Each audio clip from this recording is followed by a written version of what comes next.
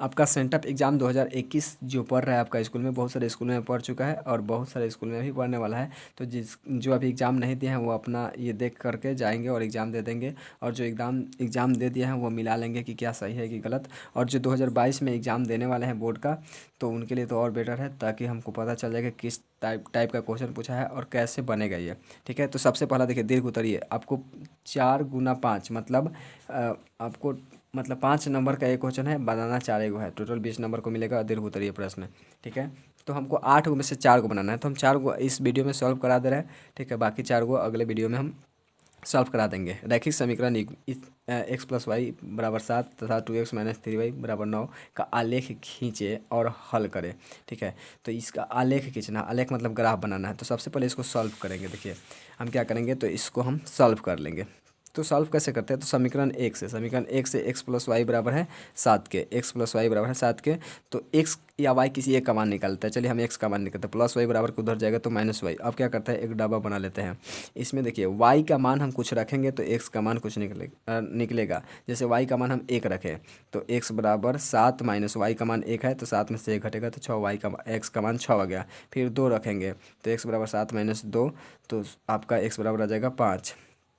फिर x का मान हम देखिए y का मान 3 रखें, तो 7 - y का मान 3 रखें तो 3, तो 7 में से 3 घटेगा तो 4, x का मान आ गया 4। इसी प्रकार समीकरण 2 से, और समीकरण 2 से x या y किसी एक का मान निकालेंगे। 2x - 3y = 9, 2x = -3y उधर जाएगा तो +3y, और x = 9 + 3y/2। हम कोशिश करते हैं ना कि जैसे y का तो मान रखना है, लेकिन कुछ ऐसा मान रखें ताकि हमें दशमलव में नहीं आए, बटा में नहीं आए, पूरा पूरा कट जाए तो अच्छा रहता है। तो देखिए हम 1 रखेंगे तो 3 एकम 3 और 9 3 12, 12 2 से कट जाएगा आराम से 6 बार में। तो देखिए आपको हम 1 रखें तो आप देख सकते हैं 6 आंसर आ गया है। फिर आप क्या करें कि 2 रख सकते हैं, तो 2 रखेंगे ना, 3 दूना के 6, 9 में 6 जोड़ेंगे तो आपका 9 6 15 हो जाएगा। सॉरी 2 रखेंगे तो 3, हाँ 15, अब 15 2 से तो पूरा पूरा कटेगा नहीं, दशमलव में आ जाएगा। इससे अच्छा है ना कि हम क्या रखते हैं, -1 रख लेते हैं। तो -1 रखेंगे तो देखिए x = 9 + 3y और बटा 2, तो -1 रखेंगे तो y की जगह पर गुना -1, आपका गुना करेंगे 9 प्लस माइनस गुना कीजिएगा तो हो जाएगा -3, और 9 में से 3 घटेगा तो 6, फिर 6/2 मतलब 3, आपका आ जाएगा मान, x का मान 3 आ जाएगा। फिर ऐसे ही -2 रख लीजिएगा तो प्लस माइनस माइनस 3 दूना के, सॉरी ये 3 है, थोड़ा ध्यान दीजिएगा, ये 3 है, 3 3 के 9 -9, और 9 में से 9 घटेगा तो हो जाएगा 0 0, और नीचे दो, ऊपर 0 नीचे कुछ भी रहे उसका मान 0 हो जाता है। और यह ग्राफ हम बना दिए हैं, थोड़ा सा ग्राफ आप देख सकते हैं। इसके लिए ना थोड़ा सा आप इस मान को ध्यान दीजिएगा। ठीक है, आपको तो दिखाई नहीं देगा ऐसे। आपका देखिए इसमें पहला डब्बा में देखिए x का मान 6 था, y का मान 1 था। फिर दूसरा डब्बा में x का मान, पहला ही डब्बा में मतलब दूसरा, x का मान 5 था, y का मान 2 था, x का मान 4 था, y का मान 3 था। और यह इस प्रकार से x फीट की सहायता से हम लाइन खींच लेंगे और उस पर उसका समीकरण दे देंगे। ठीक है, फिर क्या करेंगे, दूसरा डब्बा से आपका खिंचा जाएगा। दूसरा डब्बा में आपका x का मान 6 और y का मान 1 ही था। फिर x का मान 3 और y का मान -1 था। थोड़ा यह क्योंकि हमारे पास ग्राफ नहीं होने के कारण वो ठीक से नहीं आया। ठीक है, फिर x का मान आपका 0 और y का मान -2 है। ठीक है, तो इस प्रकार से हम इसको खींचेंगे तो जिस बिंदु पर मिलता है यही x y का मान होता है। तो आप देख सकते हैं इसमें ग्राफ के माध्यम से x का मान हो जाएगा 6, और y का मान चूँकि ये किसके तरफ है तो 1 की तरफ है, मतलब y का मान 1 हो जाएगा, और ग्राफीय विधि से x y का मान निकल गया। फिर आपका दूसरा अगला क्वेश्चन है 32 नंबर। यदि किसी भिन्न के अंश और हर दोनों में 2 जोड़ दिया जाए तो वह 9/11 हो जाती है। यदि अंश और हर दोनों में 3 जोड़ दिया जाए तो वह 5/6 हो जाती है। तो वह भिन्न ज्ञात करें। तो देखिए वो भिन्न कैसे ज्ञात करेंगे।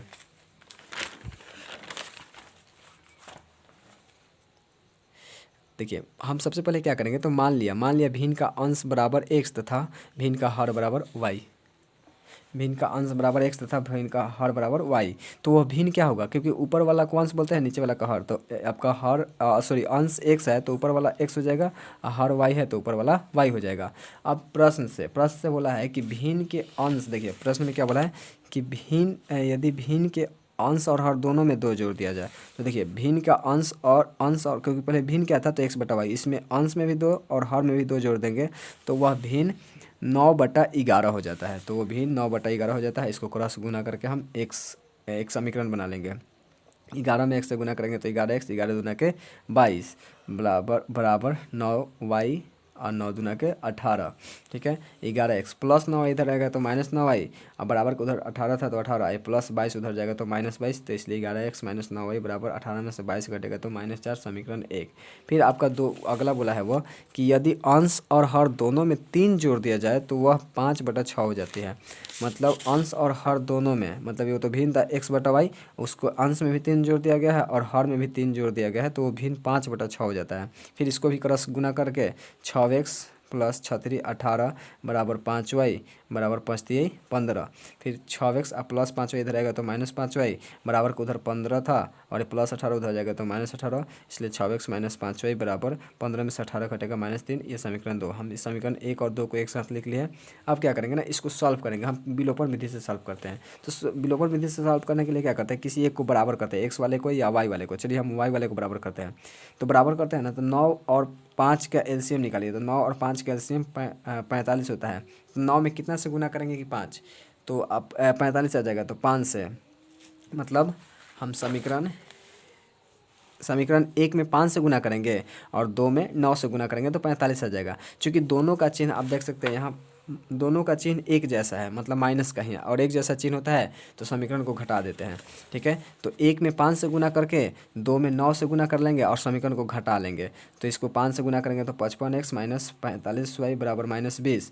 अब माइनस का 54x माइनस 45y बराबर -27 आ जाएगा। और जब माइनस करते हैं तो चिन्ह बदल देते हैं, नीचे वाला सबका चिन्ह बदल जाएगा। ये प्लस का 54x है तो माइनस का 54x, माइनस का 45y प्लस का 45y, और ये माइनस का 27 है तो प्लस का 27। अब आपको देख सकते हैं एक प्लस का 45y या माइनस का 45y खत्म हो जाएगा। 55x में से 54x घटेगा तो x बचेगा। फिर 27 में से 20 घटेगा तो 7, मतलब x का मान 7 निकल गया। x का मान समीकरण 1 में रखने पर, क्योंकि समीकरण 1 था 11x माइनस 9y बराबर -4, x का मान हम 7 निकाले हैं तो 11 गुना 7 माइनस 9y बराबर -4। 11 7 77 हो जाएगा, -9y बराबर -4, -9y बराबर हो जाएगा -4 माइनस ये प्लस 27 उधर जाएगा, 77 उधर जाएगा तो -77। इसलिए दोनों तरफ माइनस का 9y और -4 -77 हो जाएगा, -81, दोनों तरफ माइनस है तो वो प्लस हो जाएगा। इसलिए y 9 इधर गुना में उधर जाएगा भाग में, 81/9, 9 से 81 कटेगा 9 बार में, मतलब y का मान आ गया 9। चूँकि वो पूछा था भिन्न, तो भिन्न हम क्या माने थे, तो x/y। तो अंश आपका x और हर है y, तो x का मान है 7 और y का मान है 9, मतलब वो भिन्न हो जाएगा 7/9। फिर आपका अगला क्वेश्चन है आपका, सिद्ध करें कि यदि किसी त्रिभुज की एक भुजा के समांतर एक रेखा खींची जाए तो अन्य दो भुजाएं एक ही अनुपात में विभाजित हो जाती है। मतलब यह आपका थेल्स पर में है, चूँकि कभी कभी थेल्स पर में बोलता है कि थेल्स पर में को लिख कर सिद्ध करें, इस बार दे दिया है और आपको सिद्ध करना है। ठीक है, थेल्स पर में बहुत आसान होता है। तो थेल्स पर हम देखते हैं कैसे। थेल्स पर में हम फिगर बना लेंगे। ठीक है, फिगर आप थोड़ा सा ठीक से देख लीजिएगा, हम आपको ठीक से फिगर दिखा देते हैं। आपका ये फिगर है। ठीक है, फिगर बना करके सबसे पहले हम व्याख्या करते हैं। व्याख्या, मान लिया ABC एक त्रिभुज है जिसमें एक भुजा BC के समांतर खींची गई रेखा DE है। ये D है, ये हम व्याख्या कर लिए। ठीक है, व्याख्या करने के बाद लिखते हैं दिया गया है क्या, तो DE समानांतर है BC के।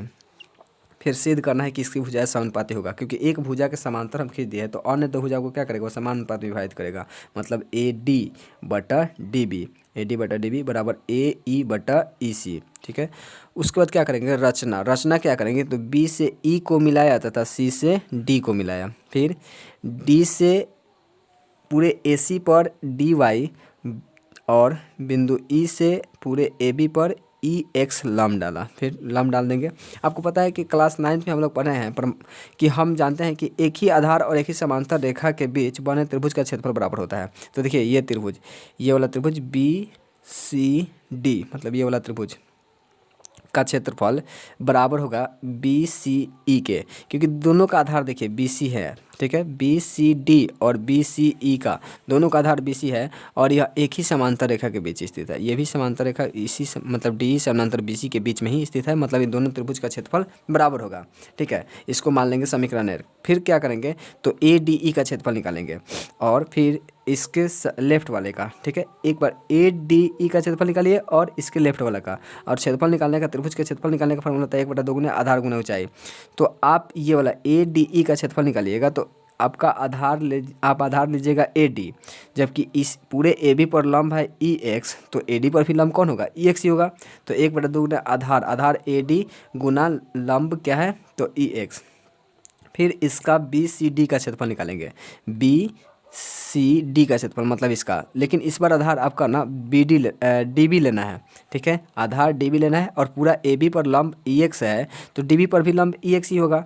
तो 1/2 आधार डी बी गुना लंब ई एक्स से ई एक्स कट जाए, इसका अनुपात निकाल लेंगे। अनुपात मतलब बटा करके हम अनुपात निकाल लेंगे। ई एक्स से ई एक्स कट जाएगा, 1/2 से 1/2 कट जाएगा, तो आपको ये प्राप्त हो जाएगा area of A D E बटा area of B C D बराबर ए डी बटा डी बी। इसको समीकरण 2 मान लीजिए। फिर उसी ए डी ई का क्षेत्रफल निकालिएगा, लेकिन ए डी ई का क्षेत्रफल निकालेंगे ऊपर और नीचे इसके दाहिने वाला बी सी ई का क्षेत्रफल निकालेंगे और आधार हो जाएगा ए ई 1/2 गुना आधार गुना ऊंचाई। लेकिन देखिए इस बार आधार हम कौन लेंगे, तो ए बी सी और ये डी ई था, तो इस बार आधार हमको ए ई लेना है। ठीक है, आधार ए ई, इस पर लंब कौन था, तो डी वाई लंब था। ठीक है, डी वाई लंब हो जाएगा। फिर आपका अगला त्रिभुज यहाँ से ये जो था बी सी ई, तो बी सी ई का क्षेत्रफल 1/2 गुना आधार इस पर ई सी लेना है। ठीक है, आधार इस पर ई सी लेना है और लंब तो वही हो जाएगा डी वाई। ठीक है, तो डी वाई से डी वाई कट जाएगा, 1/2 से 1/2 कट जाएगा, तो ए डी ई बटा बी सी ई और यह ए ई ऊपर बच जाएगा, नीचे ई सी बच जाएगा। इसको अभी समीकरण 2 नहीं मानिएगा, क्योंकि देखिए बी सी ई के बदले हम बी सी डी लिख सकते हैं। क्यों लिख सकते हैं, देखिए बी सी ई के बदले हम बी सी डी लिख सकते हैं, क्योंकि दोनों अभी बराबर दिखा दिए हैं। ठीक है, तो देखिए आप हम यहाँ बी सी ई के बदले लिखे हैं बी सी डी। क्यों लिखे, क्योंकि ये दोनों आपस में बराबर है। अब इसको मान लेंगे समीकरण 3। तो आप देखिए समीकरण 2 और 3 को ठीक से देखिए, तो लेफ्ट हैंड साइड बराबर है। किसी का लेफ्ट हैंड साइड बराबर होता है तो राइट हैंड साइड बराबर होगा। तो समीकरण 2 और 3 से हम कह सकते हैं कि लेफ्ट हैंड साइड बराबर है तो राइट हैंड साइड बराबर होगा। समीकरण 2 के राइट में है ए डी बटा डी बी, तो समीकरण 3 के राइट में है ए ई बटा ई सी। इस प्रकार आपका थेल्स पर में प्रूव हो जाता है। ठीक है, अब हम आपको एक और बता देते हैं, इसमें थोड़ा सा क्योंकि समय लगेगा, हम 4 ही को बताएंगे। तो ये आपको ये वाला बता दें, 6 सेंटीमीटर त्रिज्या का एक वृत्त खींचिए, इसके केंद्र से 10 सेंटीमीटर दूर एक बिंदु से इस पर स्पर्श रेखा युग्म की रचना करें। तो हम इसको सॉल्व करवा देते हैं, देखिए कैसे बनाएंगे। सबसे पहले आप 6 सेंटीमीटर त्रिज्या का एक वृत्त खींचिएगा। देखिए सबसे पहले आप 6 सेंटीमीटर त्रिज्या का एक वृत्त खींच लीजिएगा। तो 6 सेंटीमीटर आप माप लीजिएगा, यहाँ से 6 सेंटीमीटर ये है आपका, और यह माप करके एक वृत्त खींच लीजिएगा। ठीक है, 6 सेंटीमीटर त्रिज्या का हम एक वृत्त खींच लिए।